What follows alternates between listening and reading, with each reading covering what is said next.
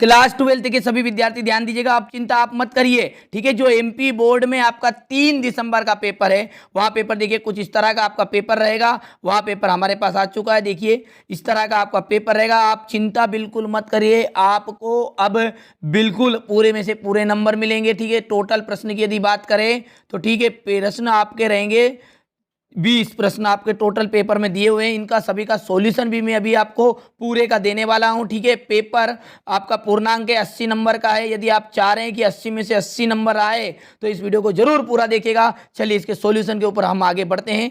देखिए इसका सॉल्यूशन में आपको यहाँ पर देखिए कुछ इस तरह के प्रश्न है। पहला प्रश्न हम पढ़ रहेंगे, लेकिन मैं इसको कॉपी में आपको सॉल्यूशन दे रहा हूँ ताकि मैं एमपी बोर्ड की नज़र से बच जाऊँ। चलिए जल्दी से इसको कॉपी में हम देखते हैं, तो ताकि आपका काम भी हो जाए और हम भी एमपी बोर्ड की नज़र से बच जाए। सन 2011 की जनगणना के अनुसार भारत की जो जनसंख्या वो कितनी थी? 121 करोड़ थी। कितनी? 121 करोड़, ठीक है। निम्न में से कौन सी एकल कृषि नहीं है? तो मिश्रित कृषि जो है वो आपकी एकल कृषि के अंतर्गत नहीं आती है। निम्नलिखित में से किस राज्य के प्रमुख तेल क्षेत्र स्थित है?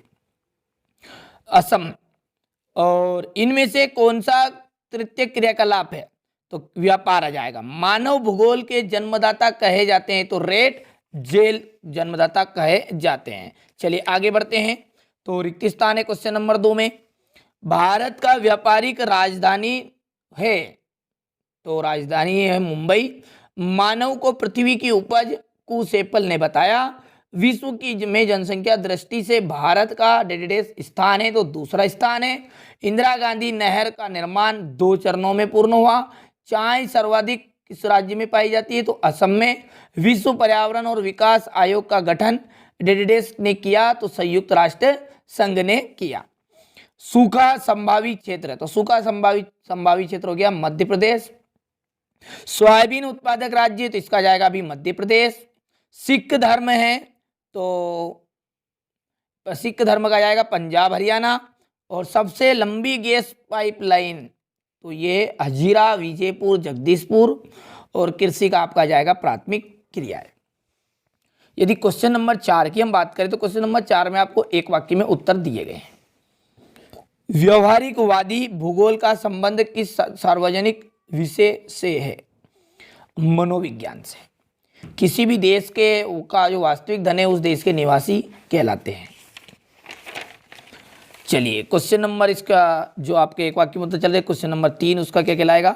भारत में किसी क्षेत्र में जल की मांग सबसे अधिक है? यानी कौन सा क्षेत्र जिसमें जल की मांग सबसे अधिक है? तो कृषि में सिंचाई हेतु। मानव विकास का उद्देश्य क्या है? जीवन की गुणवत्ता में सुधार लाना। भोपाल मध्य प्रदेश का किस प्रकार का नगर है? तो यह आपका प्रशासनिक नगर। सतत पोषणीय विकास का उद्देश्य क्या है? तो प्राकृतिक संसाधनों का संरक्षण। क्वेश्चन नंबर 5 में आपको सत्य सत्य दिए गए हैं।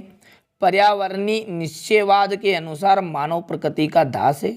एकदम राइट बात है। खनिज संसाधन संपूर्ण विश्व के समान रूप से वितरित होते हैं? तो असत्य बात है।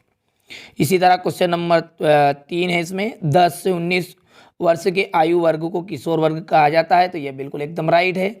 इसी तरह आप कुछ चौथा और 5वां छठा का आप सत्य सत्य देख लीजिएगा। क्वेश्चन नंबर 6 से हम यदि बात करें तो पूछा गया है 2 नंबर का प्रश्न। क्वेश्चन नंबर 7 में पूछा गया सहकारी कृषि किसे कहते हैं? ट्रक कृषि क्या होती है? प्रश्न नंबर 8 में आपसे पूछा गया है कि उत्प्रवास या तथा आप्रवास क्या है? जनसंख्या संगठन से क्या से है? मानव बस्ती का क्या अर्थ है? अम्ल वर्षा किसे कहते हैं? ठीक है। आधारभूत उद्योग किसे कहते हैं? बहुत ही सिंपल से सिंपल प्रश्न आपके अर्धवार्षिक पेपर में आने वाले हैं, तो आप इन्हें अच्छे से कंप्लीट करिएगा और अधिक से अधिक अंक प्राप्त करिएगा, क्योंकि इस चैनल का मुख्य उद्देश्य सिर्फ यही है कि आपको किसी ना किसी तरह से अधिक से अधिक अंक दिलाया जाए, और उसी कार्य के लिए हम लगे हुए भी हैं, ठीक है। तो आपका एक काम आपको भी करना है कि चैनल को सब्सक्राइब करना है, साथ ही साथ दोस्तों के साथ शेयर करना है, ताकि चैनल को जितना फायदा होगा उतना, जितना चैनल आगे पहुंचेगा उतना आपके लिए भी अच्छा रहेगा, ठीक है। तो क्वेश्चन नंबर 18 है।